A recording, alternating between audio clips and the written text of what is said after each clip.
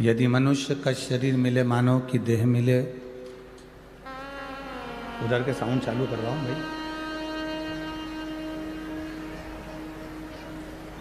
मानव का शरीर मिले, मानव की देह मिले, तो उस शरीर का सही उपयोग कर लेना, समय का सही सदुपयोग कर लेना, ये मूल है।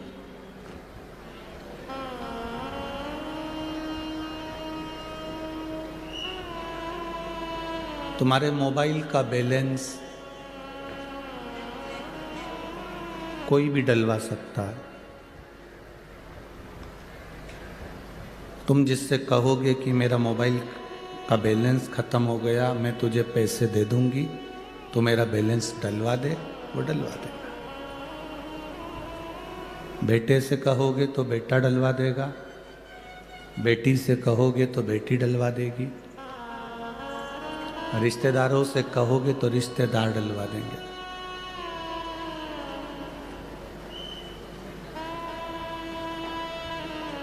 तुम्हारे मोबाइल का बैलेंस कोई भी डलवा सकता है, पर पुण्य का बैलेंस कोई नहीं डलवाएगा, वो आपको ही डालना पड़ेगा।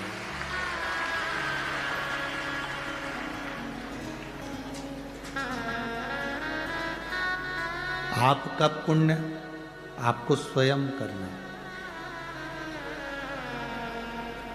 आपके दुख को आपको स्वयं काटना।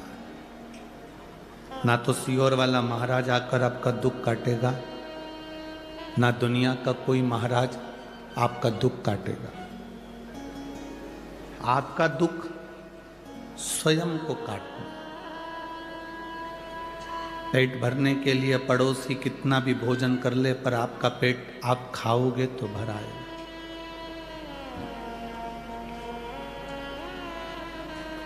सिर दर्द होने पर पड़ोसी गोली खाएगा, उसका फायदा नहीं मिलेगा, गोली आपको खाना पड़ेगा। दुख आने पर सियोर वाला महाराज तुम्हारे पास नहीं होगा, तुम्हें खुद घर से निकलकर शंकर के मंदिर तक जाना पड़ेगा, तब दुख कटेगा।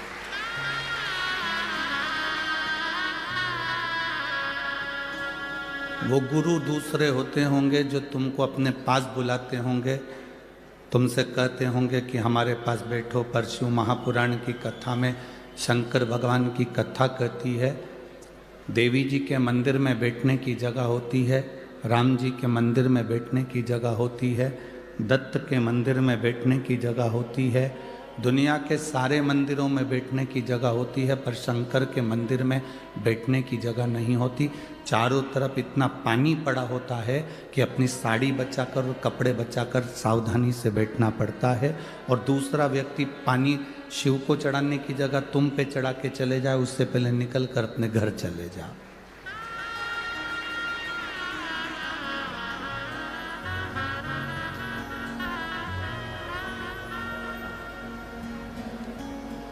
त्र्यंबकेश्वर गए थे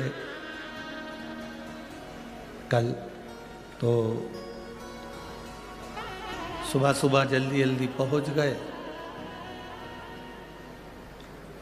माताएं लोटा भर के जल चढ़ाने त्र्यंबक बाबा को जा रही होंगी। अब वो भीड़ भड़का किसी को बताया तो था नहीं, पर फिर भी इतनी भीड़ हो गई। वो पूरे पानी के लोटे, सुबह सुबह तो ठंड, और ऊपर से उन्होंने उंडेल दिए हम तक। अब कोई इधर से धक्का मारे, कोई उधर से धक्का मारे, और पानी पूरा ऊपर। शिव का मंदिर एक ऐसा मंदिर होता है जहां बैठने की भी जगह नहीं होती, क्योंकि शंकर कहते हैं मेरे पास बैठकर तुम अपना समय बर्बाद मत करो। जैसे मैं तब साधना में लगा हूं, भगवान के भजन में लगा हूं, अपने घर जाकर तुम भी भगवान की भक्ति में लग जाओ, भजन में लग जाओ।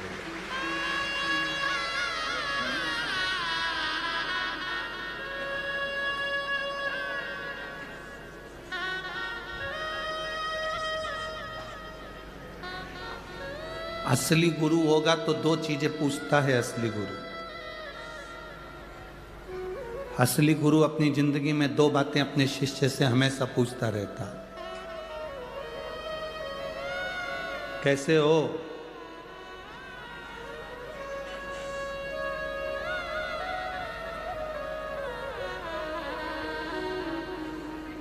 फिर वो कहेगा गुरु जी थोड़ा सा जीवन में कष्ट चल रहा है, तो गुरु फिर दूसरी बार कहेगा मंदिर जाना चालू करा,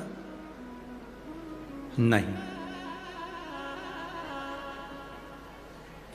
दो चीजें गुरु जरूर कह देता है, एक तो कैसे हो और दूसरा आपने मंदिर जाना प्रारंभ किया, मंदिर जा रहे हो, भगवान की शरणागति की ओर आगे बढ़े कि नहीं बढ़े।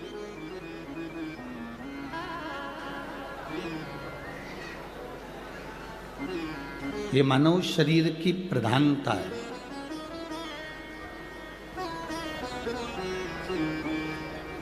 आपको और हमको जो मनुष्य का शरीर मिला है, इसको हम व्यर्थ ना गंवाने दें,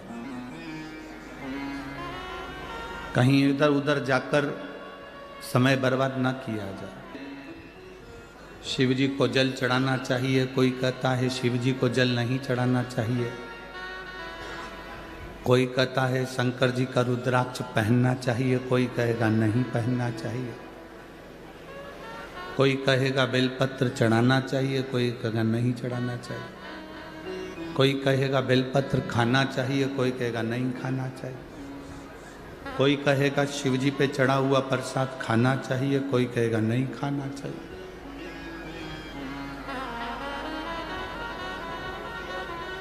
तुम किसकी सुनोगे? बहुत सारे संसार में लोग आते जाएंगे, तुमको नया नया ज्ञान देते जाएंगे, तुम भटकते जाओगे। दुनिया के लोग चाहते हैं कि तुम अगर कोई सतमार्ग पर चल रहे हो, सत जगह पर चल रहे हो, अच्छी जगह पर चल रहे हो, अच्छे मार्ग की ओर चल रहे हो, तो तुम उस मार्ग से हटो।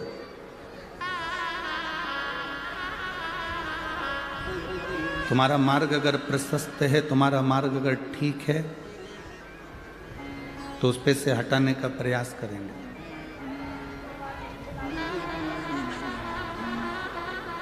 हम दुनिया के लोगों से एक ही बात कहना चाहते हैं, जब आप गूगल को सर्च करते हैं, यूट्यूब चैनल पर जाते हैं या आप मोबाइल पर जाते हैं और सर्च करते हैं, तो उसमें बहुत सारी बात विवाद चलती रहती है। एक महाराज कुछ कह दिए, दूसरे महाराज ने उसकी टांग खींच दी, दूसरे ने कहा, तीसरे ने उसकी टांग खींच दी, तीसरे ने कहा, चौथे ने उसकी टांग खींच दी। कहीं श्लोक में गलती निकालते, कहीं कोई बात में गलती निकालते, दिन भर बैठ कर यही काम हो रहा है। हम केवल इतना सा निवेदन करेंगे, झगड़ा करने के लिए बहुत सारी जगह है, झगड़ा दुनिया में सब जगह जाकर करो, पर धर्म में झगड़ा कभी मत करो। सनातन धर्म को मजबूत रखना है तो बस जगाओ सनातनियों को। सनातन धर्म को जितना मजबूत करना है, सनातनियों को जगाना पड़ेगा। अगर सनातनी नहीं जागेंगे तो आने वाले समय में आप किसी गांव में, नगर में, शहर में बैठकर भगवान का भजन नहीं कर पाओगे। सनातनी नहीं जागेंगे तो आप इतनी लाखों की संख्या में पहुंचकर कहीं कथा नहीं सुन पाओगे। सनातन धर्म रहेगा तो तुम कथा तक पहुंचोगे।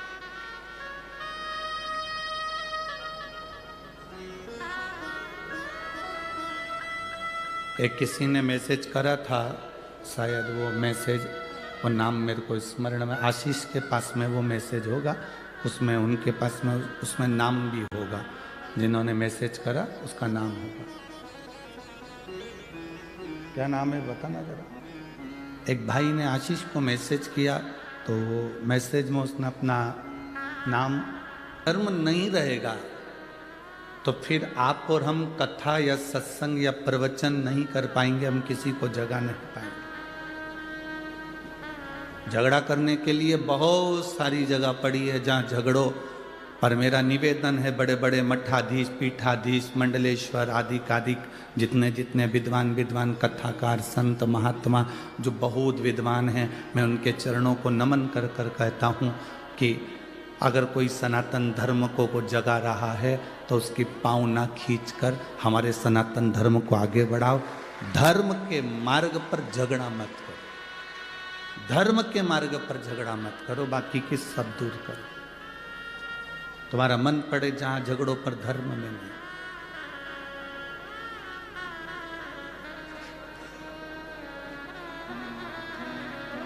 शिव कथा कह रही है अपने समय का सदुपयोग करो।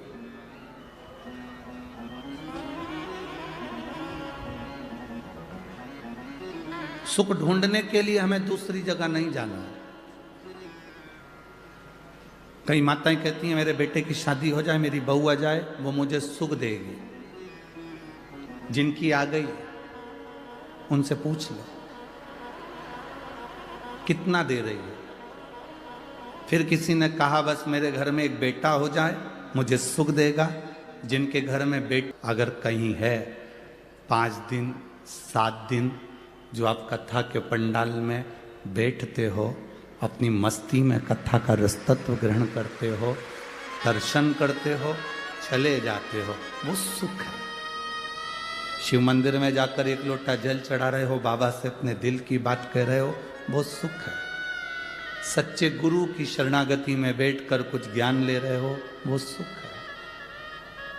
गौ माता की सेवा कर रहे हो, वो सुख है। माता पिता की सेवा कर रहे हो, वो सुख है। टेंशन को छोड़कर अपनी पत्नी, अपने बच्चों के साथ भले गरीबी की जिंदगी जी रहे पर खुश होकर जी रहे, वो सुख है। उसको सुख कहते हैं। अमीर को सुख मिलता है गले में सोने की चैन से। काय से सुख मिल रहा है? जम के बोलो जरा। गले में सोने की चैन से। और गरीब को सुख मिलता है आराम से गद्दे पे सोने से। नींद भरपूर आ जाए, चैन की नींद आ जाए, समझ लो दुनिया के सबसे बड़े सेठ तुम हो। 4 गोली खाकर सोना पड़ रहा है तो भिखारी से बदतर हो। 4 गोली खाकर अगर सोना पड़े, थायराइड की गोली, बीपी की गोली, शुगर की गोली, नींद की गोली, 4-5 गोली रात को खा के सोना पड़ रहा है और तुम कह रहे हो मैं सेठ हूं। काय का सेठ? प्रथम सुख निरोगी काया। दुनिया का सबसे बड़ा सुख है आपकी काया अच्छी रहना चाहिए। तो आप बड़ा पाव भी खाओगे तो पच जाएगा, नहीं तो बड़ा अलग पाव अलग जाएगा। काहे का मतलब? शरीर में सुख नहीं और तुम अन्य सुख की बात कर। लाखों का धन भले तुम्हारे घर में हो और अगर तुम 4-5 गोलियां रोज की खाकर सो रहे हो तो तुम सुखी नहीं हो। धन से कभी कोई संसार का व्यक्ति सुखी नहीं हुआ, उसको आत्मा से, अपनी चित्तवृत्ति से सुखी होना पड़ेगा। भगवान नारायण बैकुंठ में रहते हैं, लक्ष्मी जी से कहते हैं मुझे जगत की चिंता है। भगवान ब्रह्मा सरस्वती के साथ ब्रह्मलोक में रहते हैं और ब्रह्माणी से कहते हैं मुझे जगत की चिंता है। इंद्रलोक में रहते हैं और कहते हैं मुझे अपने सिंहासन की चिंता है। गरुण वरुण 33 कोटि देवी देवताओं को देखिए, सबको चिंता लगी हुई है। केवल एक देव अधिदेव महादेव एक ऐसे हैं जिनको विश्वनाथ कहते हैं। उनको विश्व की चिंता नहीं, विश्व को अपना परिवार समझकर संभाल कर चलते हैं। तुम विश्व से मतलब रखते हो तो विश्वनाथ छूट जाता है। जिस दिन तुमने विश्वनाथ को अपना बना लिया उस दिन विश्व स्वयं तुम्हारा हो जाए। हम चिंता में क्यों ग्रसित हैं? क्योंकि हम परिवार को अपना समझते हैं। हम चिंता में क्यों ग्रसित हैं? क्योंकि बेटे को हमने अपना समझा, बेटी को हमने अपना समझा, रिश्तेदारों को हमने अपना समझा। माता सीता एक तिनके को भी अगर उखाड़ कर रावण के सामने करती है तो ये सोचती है कि मेरा भाई है। हम शंकर भगवान के दरवाजे पर जब भी जाएं, हम शिव के द्वार पर जब भी जाएं, हम भगवान की चौखट पर जब भी जाएं, तब हमारी चित्त वृत्ति में ये रहना चाहिए, भगवान देवादिदेव महादेव के सामने पहुंचते से तुम्हारे भीतर ये होना चाहिए कि तुम किसी दूसरे के पास जल चढ़ाने नहीं आए हो, अपने पिता से अपने मन की बात कहने के लिए शंकर की चौखट पर आए हो। शिव की चौखट पर हम अपने दिल की बात कहने के लिए, अपने मन की बात कहने के लिए, हम किसी दूसरे से कहने नहीं आए।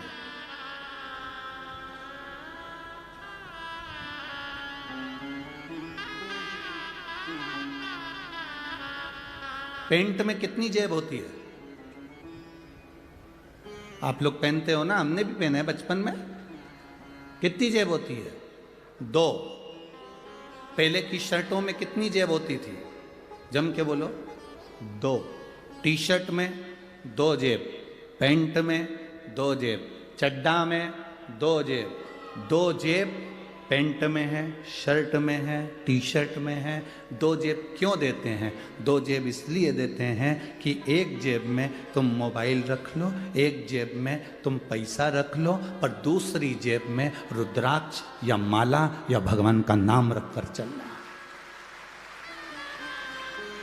एक जेब में तुम दुनिया की सामग्री रखो, मना नहीं है। एक जेब में तुम दुनिया की वस्तु रखो, मना नहीं है। पर दूसरी जेब में एक बेलपत्र या तुलसी की माला या रुद्राक्ष की माला या भगवान का नाम दूसरी जेब में, या गीता रामायण अपनी दूसरी जेब में शंकर की अनुमोदन, शंकर की भक्ति को रखकर चल।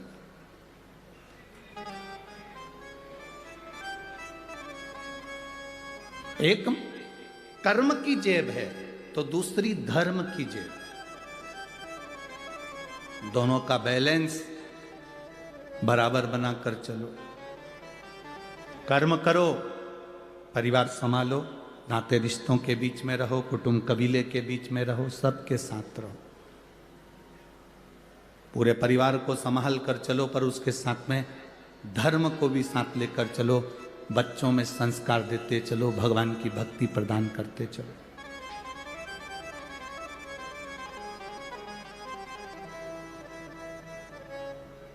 आप छोटे छोटे बच्चों को अगर मंदिर तक भेज रहे हो, छोटे छोटे बच्चों को शंकर जी के मंदिर में 1 लोटा जल चढ़ाने के लिए भेज रहे हो, छोटे छोटे बच्चों को धर्म की ओर भेज रहे हो, तो उसमें सीओर वाले महाराज का कोई फायदा होने वाला नहीं हो कि तुम्हारे बच्चे मंदिर जाएंगे तो सीओर वाले को कुछ मिल जाएगा।